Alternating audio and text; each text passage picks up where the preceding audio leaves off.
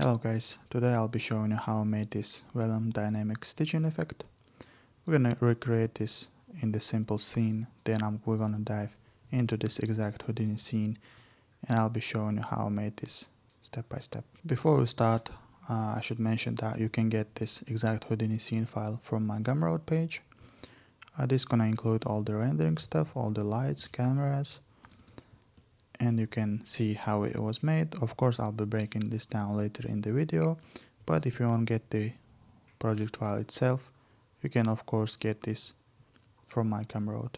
To start off, let's create geometry node. Let's use a planar patch. Let's set this to ZX. Size should be something like 6 by 5. Okay, that's fine. Let's adjust the edge length. This is going to be our resolution of the simulation. And this is going to be our patch, the cloth patch basically. Let's create some pin groups. Let's call this pins. This should be by edge and charred edges. Let's create Vellum cloth. And the parameters I found that is the stretch should be this one. Damping ratio 0.01. The bend constraints should be a lot lower, and then we're going to increase the rest angle scale just a tiny bit. Then we're going to create Vellum constraints again, and we're going to create those pin constraints so that our cloth patch stays in shape, in place I should say. So this should be pin to target, group type points. Let's select our points, and of course we don't want to permanently stitch this or pin this to this position. We want to have it a little bit of breathing room, let's say, and we'll set this to soft, and in here the parameters that I found that is 0.75, 0.01 in stretch, and then the bend is 0.01. That should work for us. Let's create VellumSolver node. Everything should be fine by default, except we're gonna turn off the wind, and we're gonna also turn off the gravity here. Inside of VellumSolver, before I do that, let's set this pin. Inside of the VellumSolver, let's create pop wind. This should be our basic wind effect. We want to set this to wind y velocity to 0.35, amplitude should be 0.5, and the pulse length, this is basically the noise flow speed. So the bigger value, the slower the noise flow would be. So I set this to 4. Of course, with all the values you can play yourself. You can find the values that works for you the best. For me, that was it. So if you hit play, this is what we're gonna get. So we're gonna get a real nice cloth with a lot of like folds. So this is basically what I like. And those pin constraints actually pin this so it doesn't go infinitely high. Next up, what we're gonna do, we're gonna build the curve that would stitch this. Next step is the curve itself. Let's create our curve node. With this, we're gonna set the projection mode to geometry. We don't want to show guide geometry, and we also don't want any attributes that this node gives us. Okay, let's draw some basic curve here. And then again, the Houdini viewport is bagging, so it's just Houdini 20. Let's hit reset viewport, or if you don't have lamps, you can press reload current desktop. This should work as well. As you can see, this node doesn't give us evenly spaced points, and if we try to resample it with the subdivision mode, let's set this to something lower, so 0.35 for example, and as you can see, we got this jagged curve here. So to make it a little bit more smooth, we're gonna use resample before the final resample, and I'm gonna set to higher length here, so something like 0.25 or maybe even higher. And as you can see, it kinda smoothed out our curve. So let's draw one more, something like this maybe, and something like this. And as you can see, we end up with 3 curves. So this is going to be our out curve. Next step is to build attribute that will grow along these curves. To do that, we're gonna set to this final resample. We're gonna set this curve view attribute, and we're gonna create attribute VOP here.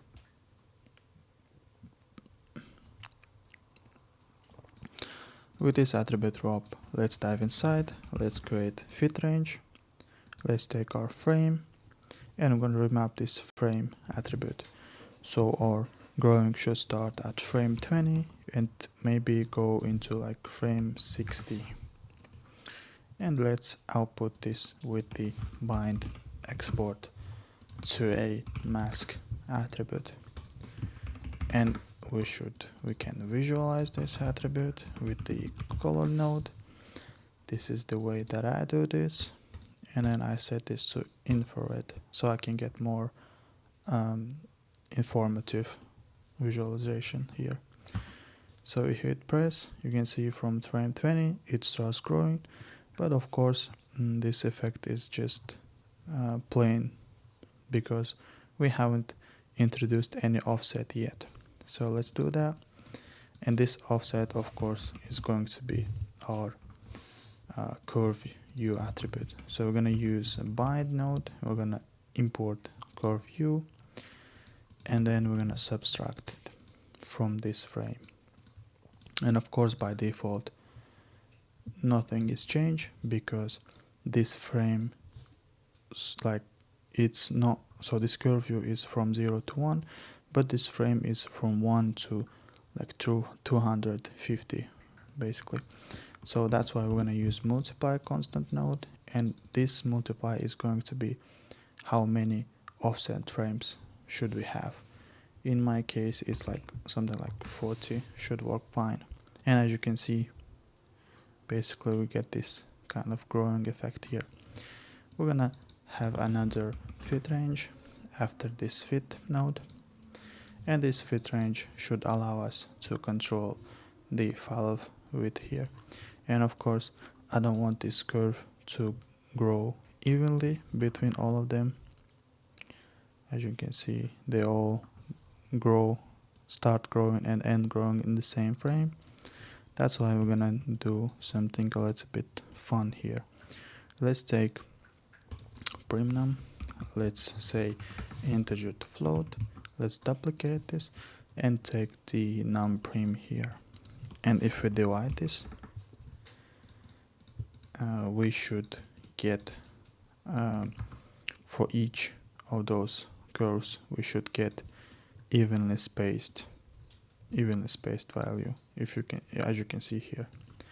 So the problem with this random node is that it tends to output similar values here. As you can see, those two curves have plus minus the same value, and if you do this way, they all have different values. And if you copy this multiply node here and then pipe this into subtract node, let's get our fit range back to mask. And now as you can see, they all have different offset. And of course we're gonna just lower this, something like 20 should be fine here. As you can see, they all start growing. This is basically what we want.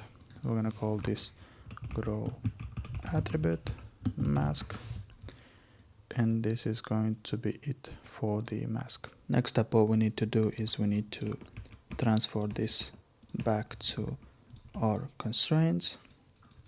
So the constraints that we're gonna affect is the stretch constraints. So let's select, let's visualize only the stretch constraints. So delete all but stretch, and then we're gonna copy this mask. So this way we can visualize this. This sets us to primitive. Those are not imported nodes. This is just for visualization. Let's create another VOP here. By the way, I changed this class from point to primitive because every constraint attribute exists on primitives, of course.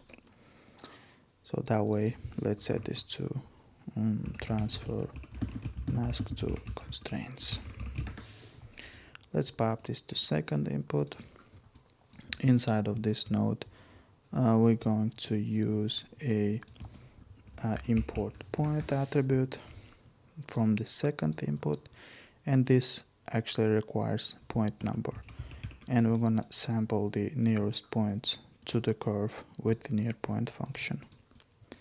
And of course the attribute that we want to import is the mask here.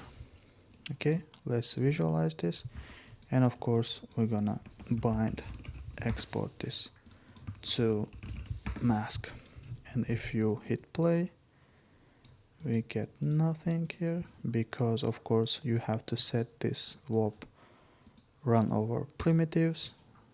We're getting something, and of course we want to only run this over stretch constraints. So this is something strange here. The reason is that all the points have near points, right? Somehow we want to isolate this effect to exist only near curve primitives. For this we're gonna duplicate the import point attribute. We're gonna set this back to vector 3, and we're gonna say we want to import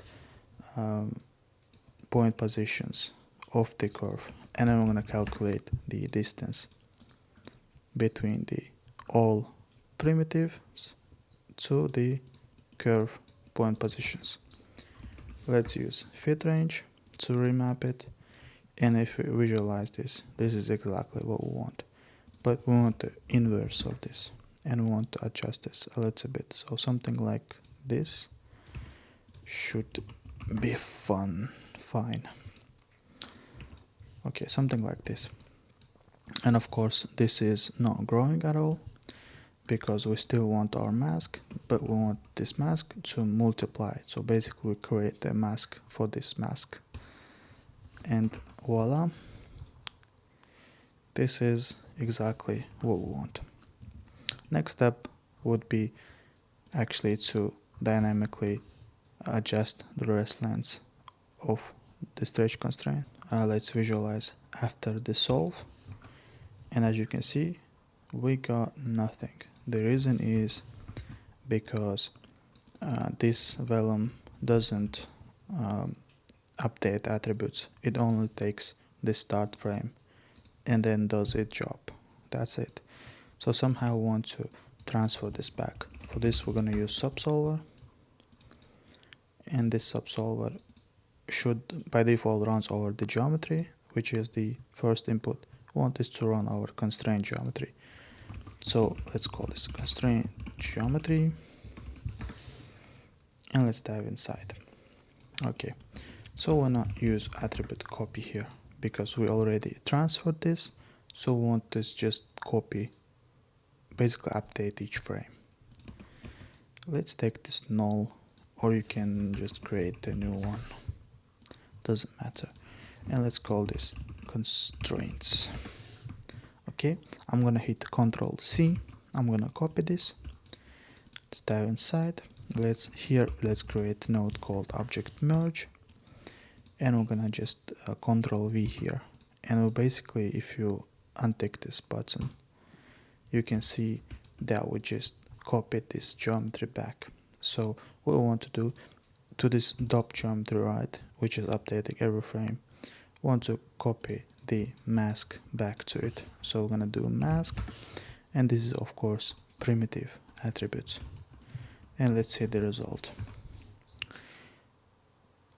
And yeah, the result is bad because for some reason in a first frame it doesn't create all constraints, or I don't know how it works, to be honest, but this doesn't work.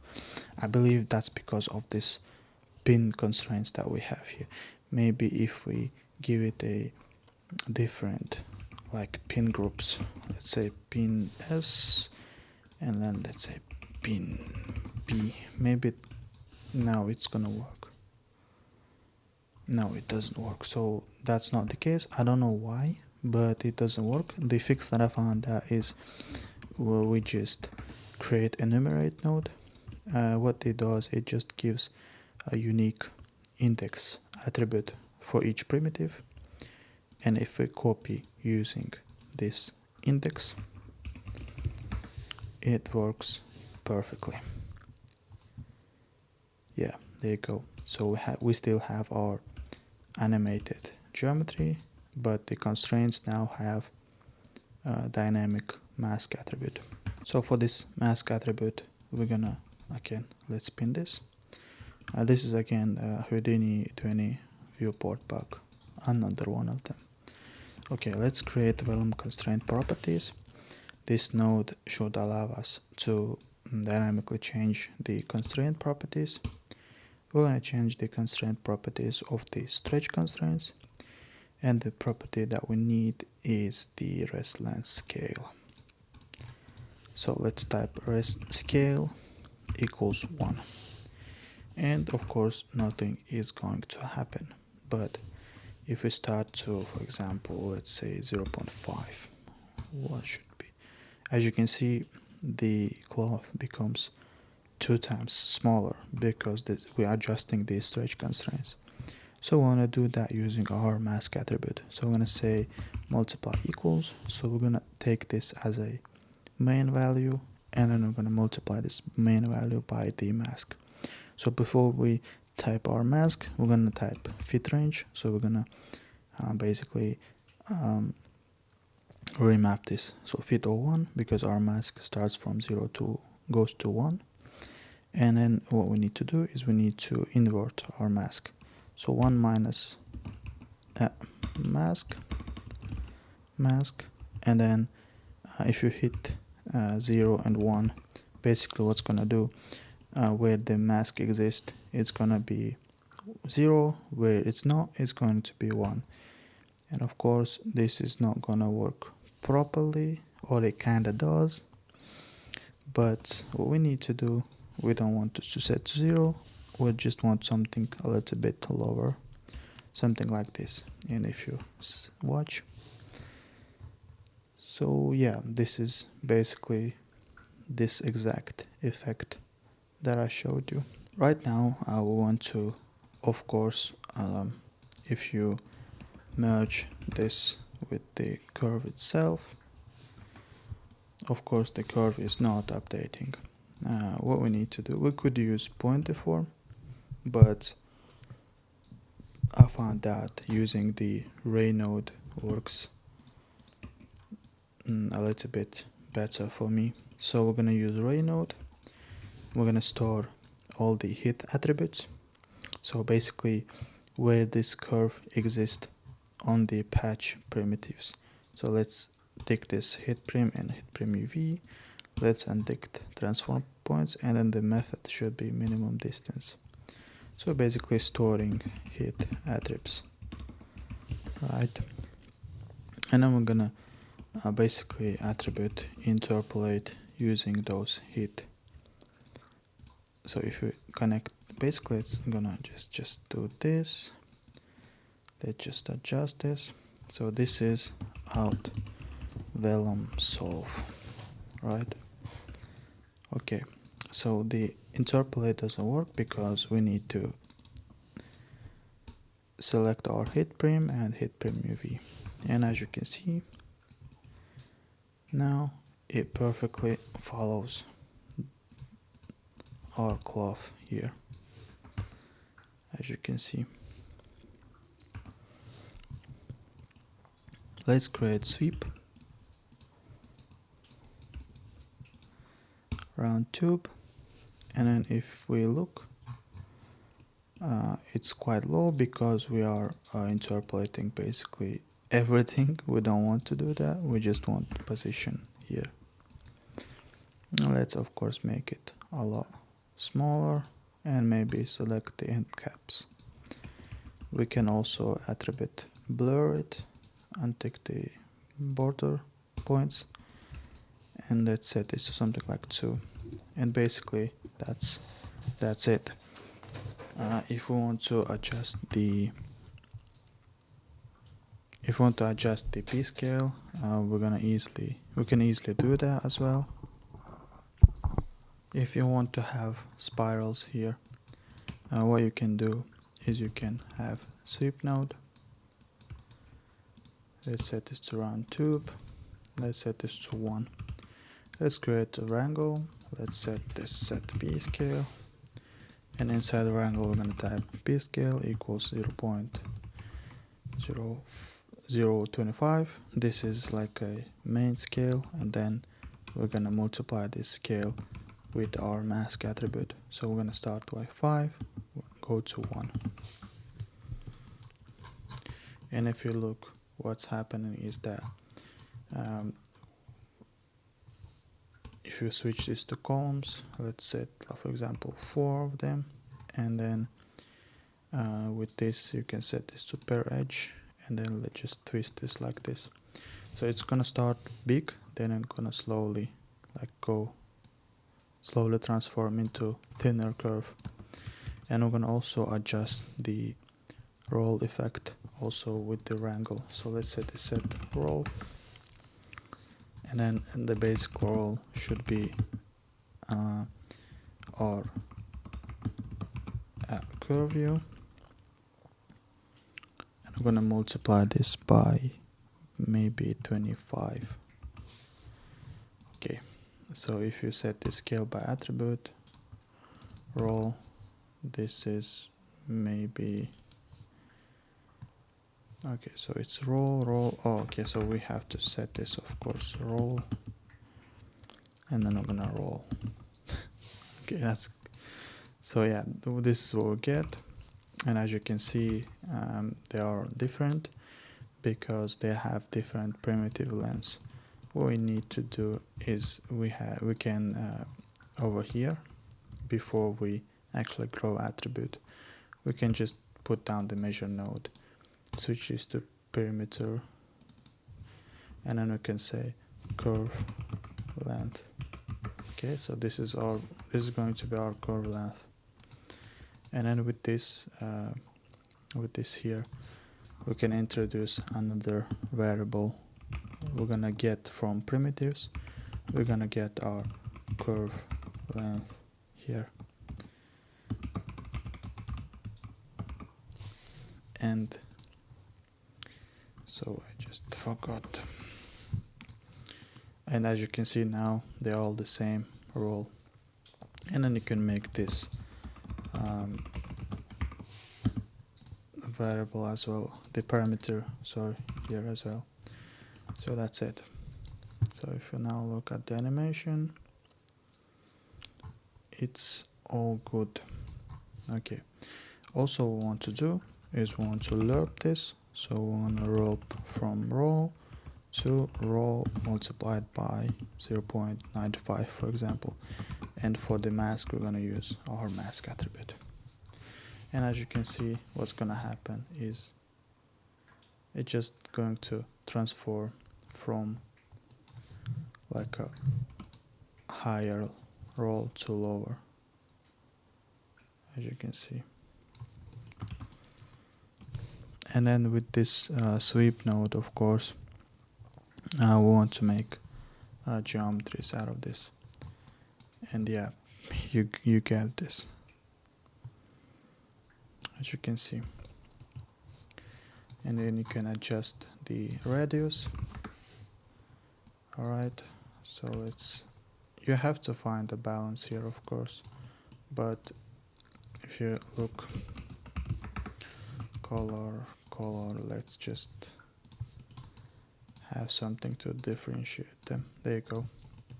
What you need to do is, before this second sweep node, you just need to say p scale multiplied equals mask, or you just have to invert this again. Maybe. Oh, wait. So we'll get this.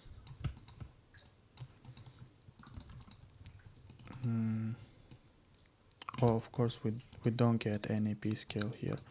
So our p scale basically should be the radius here. So we're just going to say just equals, and then we're gonna just adjust the p scale. So this mask, it was fine before, and then let's make this a lot smaller, something like this, and there you go.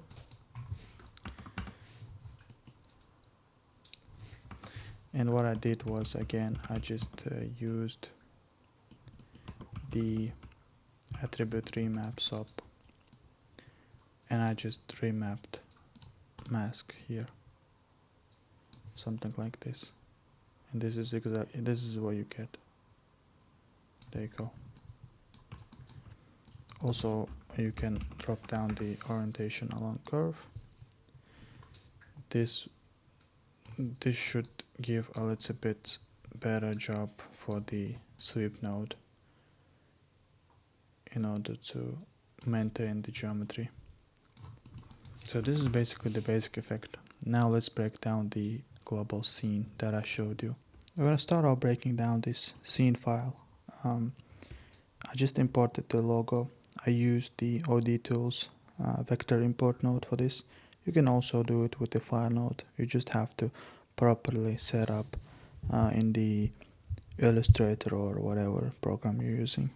So after the importing, what I get this like 4 pieces, and what I did was I just blast them one by one, as you can see. And what I did was I just cut one from the another, so I get something like this in the end. Only thing that I didn't cut is this piece, the last one. So I get this 4 individual geometries. Next up, I transformed it. I cleaned all the attributes, gave it the UVs. I then promoted the color from primitives to point. So this is basically our logo shape.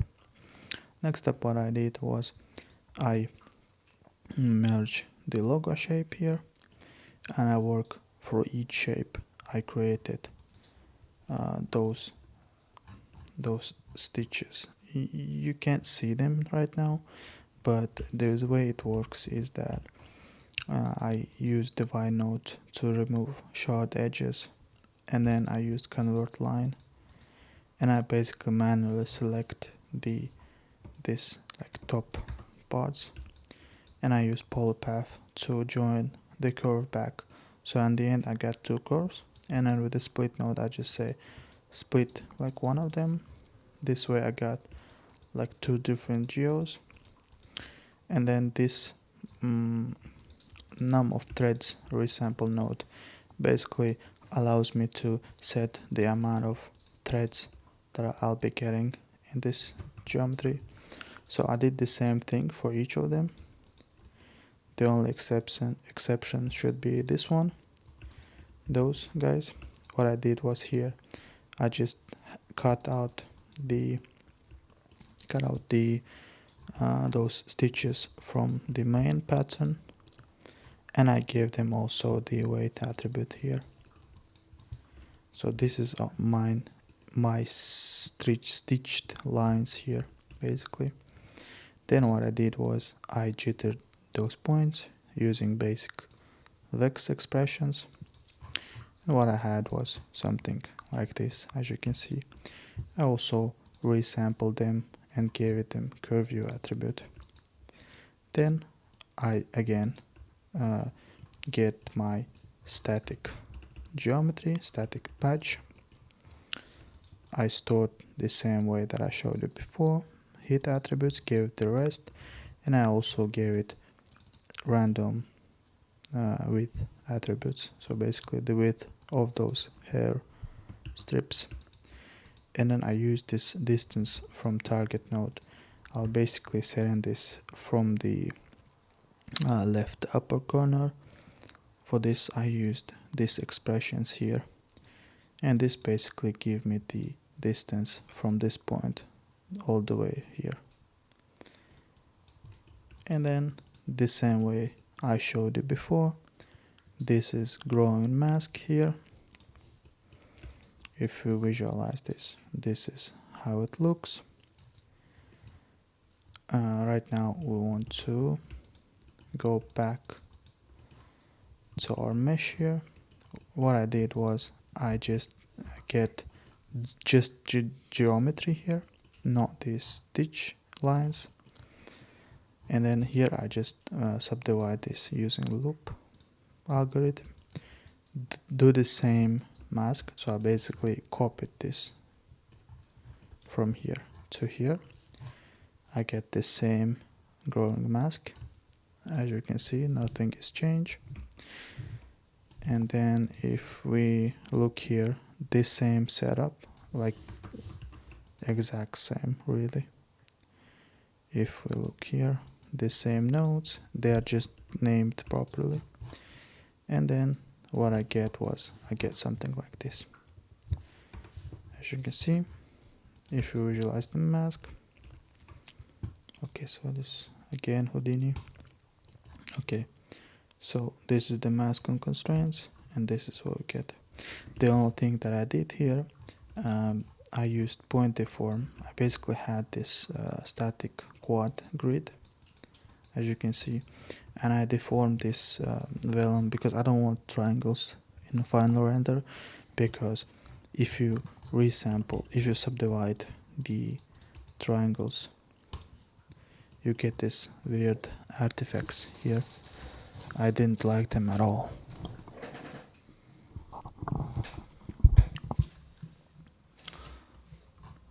That's why I used a point deform to deform the static quad geometry, and I'll also gave it a UVs, of course.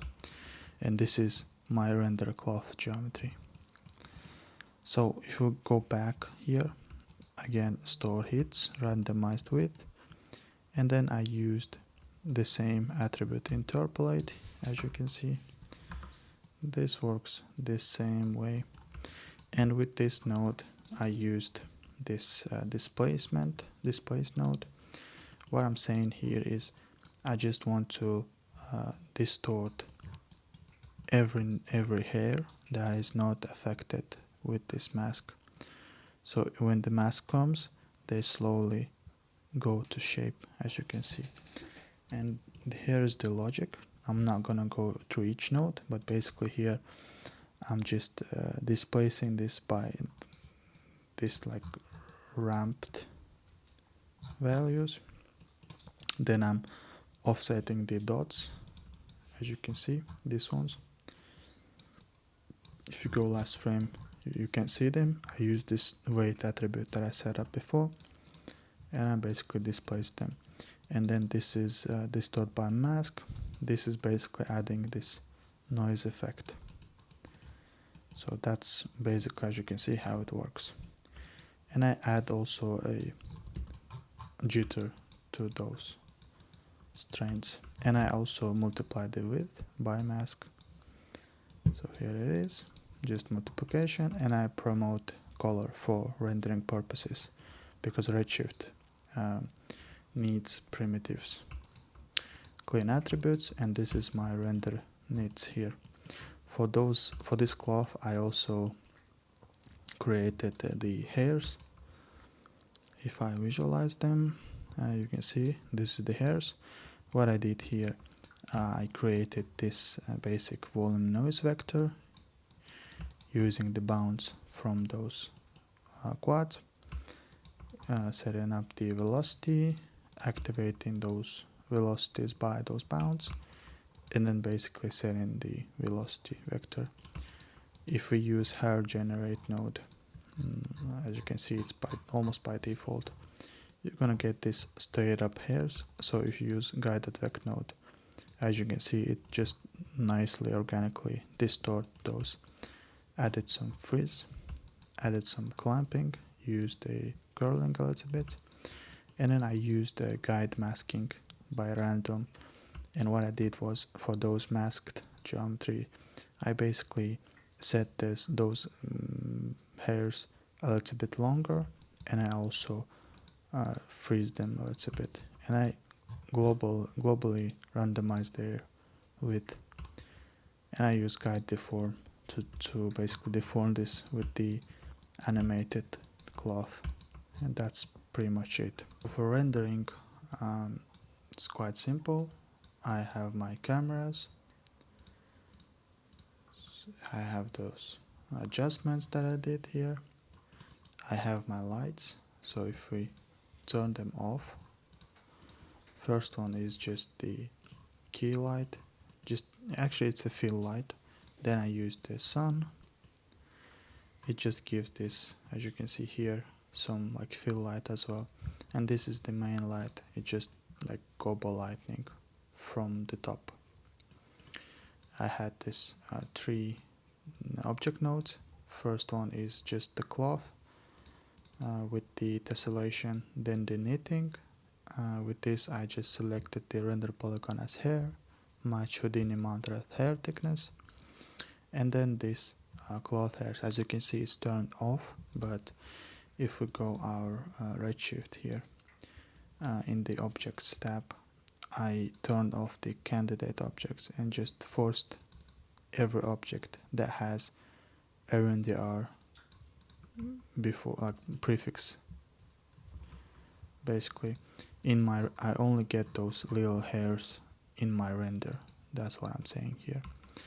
With the shader, everything is simple, just standard shader. Just use some bump map with this cloth.